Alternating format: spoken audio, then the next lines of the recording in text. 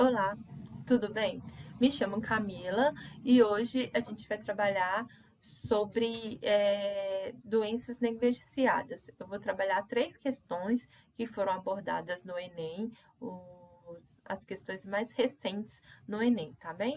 Então, eu tenho a questão em 2012, em 2015 e 2016, que foram as questões mais recentes referente a doenças negligenciadas, tá bem? Para iniciar, eu vou começar com a questão do Enem 2012, tá? A doença de Chagas afeta mais de 8 milhões de brasileiros, sendo comum nas áreas rurais. É uma doença causada pelo protozoário Trypanosoma cruzi e transmitida por inseto conhecido como barbeiro ou choupança. Uma ação do homem sobre o meio ambiente que tem contribuído para aumentar essa doença uma ação do homem sobre o meio ambiente que contribui para o aumento dessa doença. O consumo de carne de animais silvestres que são hospedeiros do vetor da doença. Ok, os animais silvestres eles podem ser hospedeiros do vetor da doença, mas se eu tenho um consumo exacerbado desses animais, eu contribuo para ter um aumento dessa doença? É, assim, eu tenho que conseguir matar todos os animais silvestres, né, para ter um aumento considerável dessa doença. Matar, assim, significativamente esse consumo. E o consumo da carne silvestre não é assim, né, tão exacerbante, né? Então, teria que ter né, matar significativamente esses animais para ter um aumento considerável da doença. A utilização de adubo químico na agricultura, que acelera o ciclo reprodutivo do barbeiro, adubo químico, o ciclo reprodutivo, como eu apresentei na aula, é aquela parte do ovo, das ninfas, né? O barbeiro, a última ninfa, né? A ninfa 5 e o barbeiro adulto. Bom, os adubos químicos, eles não aceleram o ciclo reprodutivo, não tem relação. Quanto mais adubo químico eu utilizar, mais os barbeiros vão reproduzir. Não tem essa relação. A ausência de saneamento básico que favorece a proliferação do protozoário em regiões habitadas por humanos. A proliferação dos protozoários relacionado com o saneamento básico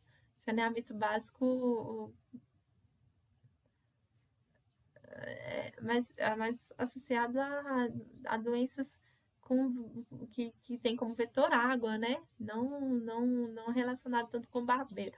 A ausência de saneamento básico, bom, o que pode, não saneamento básico sim, mas o que poderia favorecer a ter mais barbeiros e com isso o barbeiro ser vetor da doença, construção de casa pau a pique, né?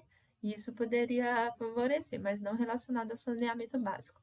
A poluição de rios e lagos com pesticida que exterminam o predador das larvas do inseto transmissor da doença.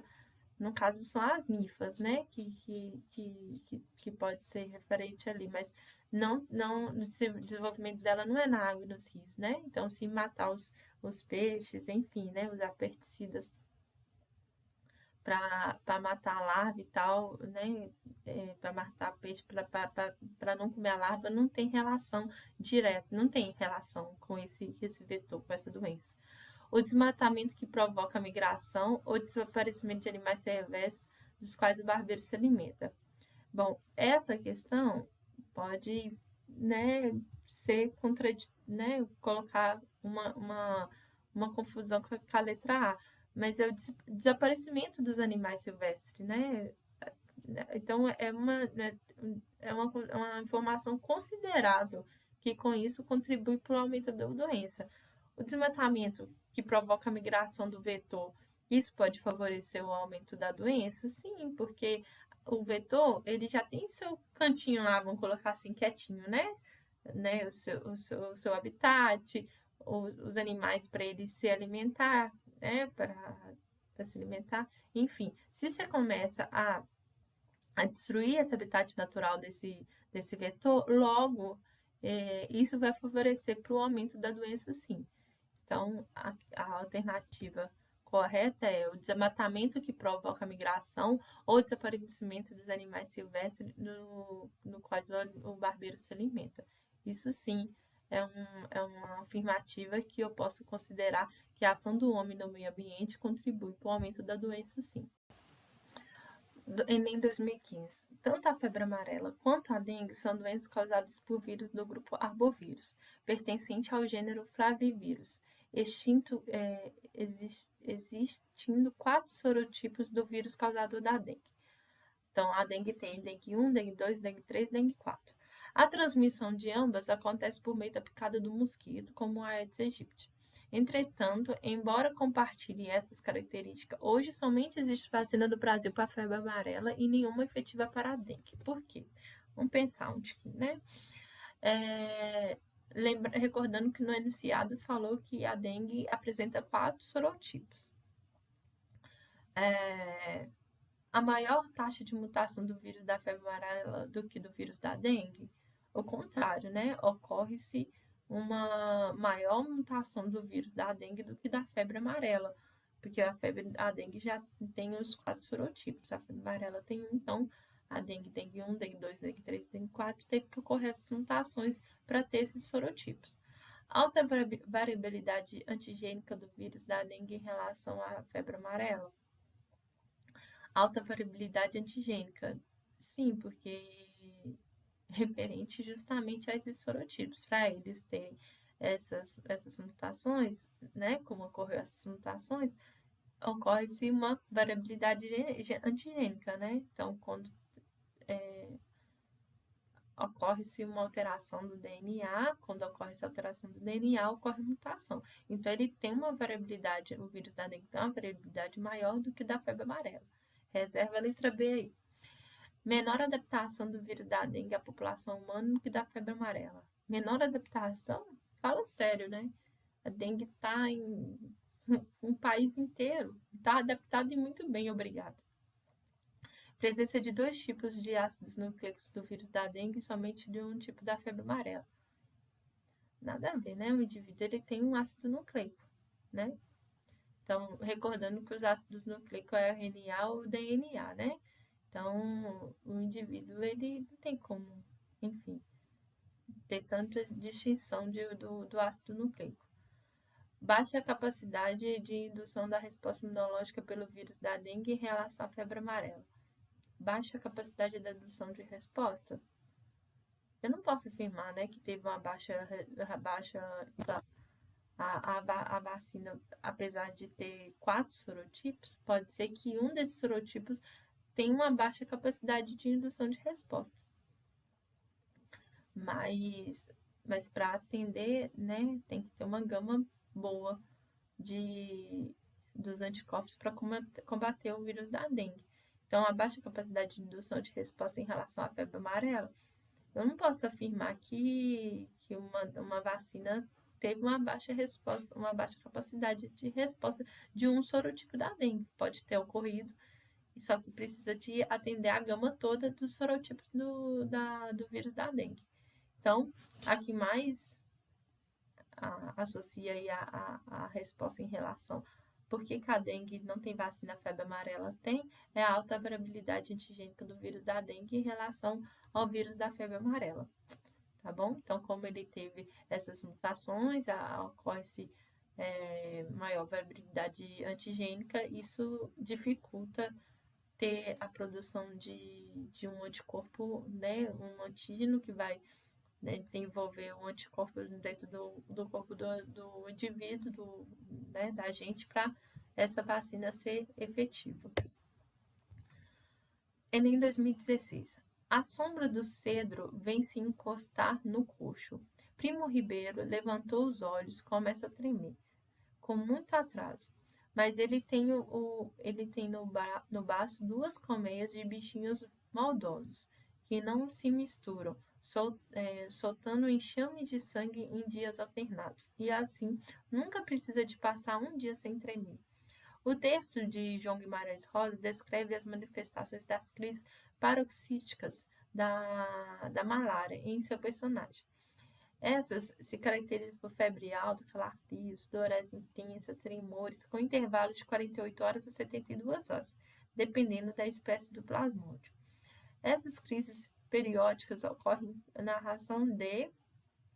Bom, lembrando que, como eu coloquei para vocês, o ciclo da malária, ele apresenta aquele processo cíclico em três situações que eu coloquei para vocês, o ciclo do vetor na célula do fígado e na corrente sanguínea, e recordando que eu coloquei na aula, falando que lá na corrente sanguínea é que ocorrem os sintomas.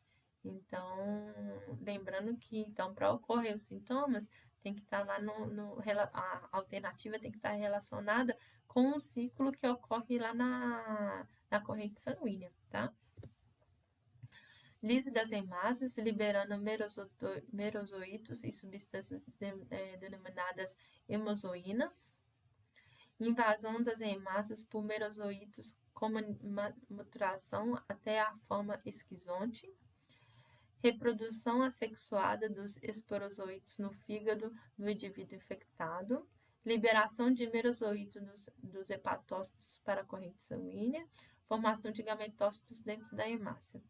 Bom, a alternativa C e D, a gente já está relacionado com a parte lá do ciclo do fígado, né? Quando o protozoário ele invade, ele busca as células do fígado para se desenvolver.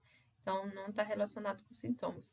Formação dos gametócitos dentro das células das hemácias, aquele processo no qual o merozoíto ele consegue se diferenciar, né?